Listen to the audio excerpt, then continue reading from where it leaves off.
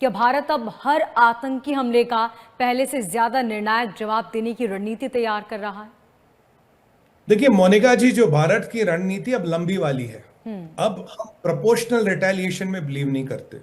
Proportional मतलब आपने मेरे पे एक अटैक किया, मैंने आप पे एक अटैक किया, नहीं। अब की बार जो मुझे मोदी जी का मूड दिख रहा है, जो राजनाथ सिंह जी को मैं देख रहा हूं, उनके बयानों को देख रहा, आज का नहीं पिछले कई बयानों का अगर मैं जी। अध्ययन करूं, तो भारत की मंशा ये है कि अब की बार पाकिस्तान का पूरा काम खत्म करना, पाकिस्तान को तोड़ना है।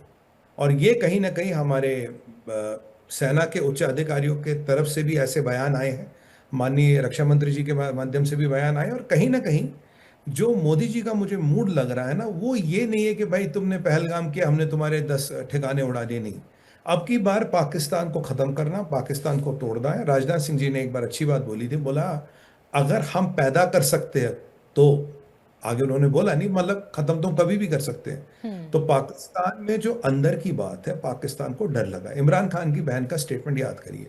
उन्होंने कहा मोदी मोदी से तुम डरते हो, मोदी तो सुपर पावर है, तो मोदी का क्या उखाड़ लोगे। और जो इन्हें ट्रंप वम्प ने फिलहाल मुंह सर लगा रखा था, मुंह लगा रखा था, वो भी फिलहाल व्यवस्थाएं खत्म हो गई है। तो पाकिस्तान के अंदर जो डर है कि भाई पाकिस्तान हर तरफ से फेल हो रहा है, इकोनॉमिक, पॉलिटिकल, ट्रंप वम्प जितने सट्टे लगाए सब फेल हो गए। अब हूतियों का यह जंग चल रही है आपकी सऊदी के साथ। क्या पाकिस्तान गया? पाकिस्तान लड़ने गया? नहीं गया लड़ने। तो अल्टीमेटली पाकिस्तान की सिट्टी पिट्टी गोल हो रही है। पाकिस्तान के लोग खुद कहते हैं जनाब हम हूतियों की मदद नहीं कर सकते। क्यों नहीं कर सकते? कि हम जंग लड़ ही नहीं सकते, हमारी इकोनॉमी बिल्कुल खत्म हो जाएगी। ना हमारी फौज में लड़ने की वक्त है, ना हमारी इकोनॉमी में जंग सहने की वक्त है। ऐसे में जो राजनाथ सिंह जी कह रहे कि भाई तुम वेंटिलेटर पे हो। लिटरली पाकिस्तान वेंटिलेटर पे। अगर मैंने स्विच भी बंद कर दिया ना, तो तुम्हें पता तुम्हारा उसका बाद क्या होगा। तो ऑपरेशन सिंदूर वैसे भी स्थगित है, वैसे भी कोई हमने खत्म तो किया नहीं है। अगर हमाकत हुई, अगर भारत की सुरक्षा को लेके कोई चूक हुई, या भारत की सुरक्षा को लेके तुमसे कुछ हमें पता लगा तुम्हारे इरादे, और मेरे को जो अब की बार लगता, आप देखिएगा जब भी ऑपरेशन सिंदूर रिज्यूम होगा, हम उनके अटैक करने का वेट नहीं करेंगे। अगर हमें लगा कि ये कुछ हरकत कर रहे, कुछ हमाकत कर रहे हैं, तो हम पहले जाके उन पर अटैक करके उसको खत्म कर देंगे। ये पाकिस्तान अच्छी तरह से जानता है। और देखिए मुल्ला मुनीर तो अब साल, 2 साल, 3 साल, जितने भी देर है, या अगर तब तक जिंदा बचा तो, उसके बाद पाकिस्तान ने, आपके चाइना उस पर भरोसा नहीं करता, ईरान उस पर भरोसा नहीं करता, अफगानिस्तान उस पर भरोसा नहीं करता, भारत नहीं करता, ठीक है जी। और रशिया का भरोसा नहीं, इसराइल का वो दुश्मन है। मुझे बताइए जो अभी पाकिस्तान की व्यवस्था है, इसमें कौन सा ऐसा मुल्क है जो पाकिस्तान का दोस्त है? हाँ, आपका बांग्लादेश हो सकता है। उसके अलावा मुझे कोई इनका दोस्त दिख नहीं रहा है। अरब वर्ल्ड में भी इन्हें हकारत की नजर से देखते हैं। जब सऊदियों का अटैक हुआ, पाकिस्तानी गए? नहीं गए। पाकिस्तानी दुबक गए। अल्टीमेटली ये खैरात और जक़ात पे चलने वाला मुल्क, ये लोगों के फेंके हुए टुकड़ों पे चलने वाला मुल्क चलेगा कैसे? तो राजनाथ सिंह जी कह रहे बेटा अपनी औकात समझो। तुम्हारी औकात क्या है, पहचानो, अपने आप को शीशे में देखो। अगर इतना सा भी हिले, वैसे वेंटिलेटर पे हो, एक थप्पड़ भी मार दिया तो यमराज के पास निकल जाओगे। तो अब की बार मेरा मन है, मेरी मंशा है कि हम पाकिस्तान को बिल्कुल तोड़ दें, 4 टुकड़ों में तोड़ दें, और फिर जो टुकड़ा जहां मर्जी जाए वही है। अब कोई हम आपने हमारे अटैक किया, हमने आपके नहीं। पूरा निर्णायक चोट, तोड़ने की चोट, खत्म करने की चोट, निस्तारण करने की चोट, जी। वहीं ईरान ने अब इजरायल के आंतरिक सुरक्षा मंत्री पर भी ड्रोन से हमला किया है, सुमित जी। तो इजरायल की अब अगली रणनीति क्या होगी? क्या और ज्यादा आक्रामक होगा इजरायल? देखिए, ये मैंने आपके चैनल पे 2-3 दिन पहले ही बताया था। एक नेटवर्क पकड़ा गया है जो, जिसका काम था कि इसराइल के बड़े बड़े जो नेता हैं उनके परिवार को टारगेट करना। बेंजामिन नेतन्याहू, मैं बेंजवीर का नाम लिया था। जी। मैं कहा बेंजामिन पता नहीं किस मिट्टी का बना है, इस पर 9 बार हमले हुए हैं आज तक, पूरे 9 बार बच गया, अब ये कल 10वां है। तो वो तो कहता कहता मेरे पास इसने इतने हमले किए, इसने इतने, हमास ने इतने, हिजबुल्लाह ने इतने, हूतियों ने इतने, मैं तो हर बार बचता हूँ। पता नहीं, अब देखिए ना, काल भी उसका क्या करे जो हो वक्त महाकाल का, हमारे यहाँ तो यही कहते हैं। अब राइट। इस पे फिर अटैक किया, इसके घर के पास एक ड्रोन आके डेटोनेट होता है। अब जाहिर सी बात है, ये तो ईरान ने किया, उसमें कोई डाउट नहीं, ईरान कह भी चुका है।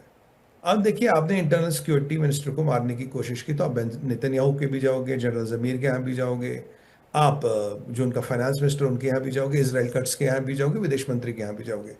तो आपने एक लक्ष्मण रेखा पार कर ली। एक कहना अलग बात है मोनिका जी, मैं ये कर दूंगा, मैं, जैसे ईरान हर हर एक को धमकी देता है, वो अलग बात है।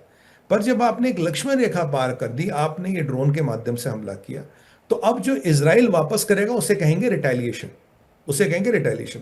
मैं आपको एक एग्जाम्पल देखता हूं।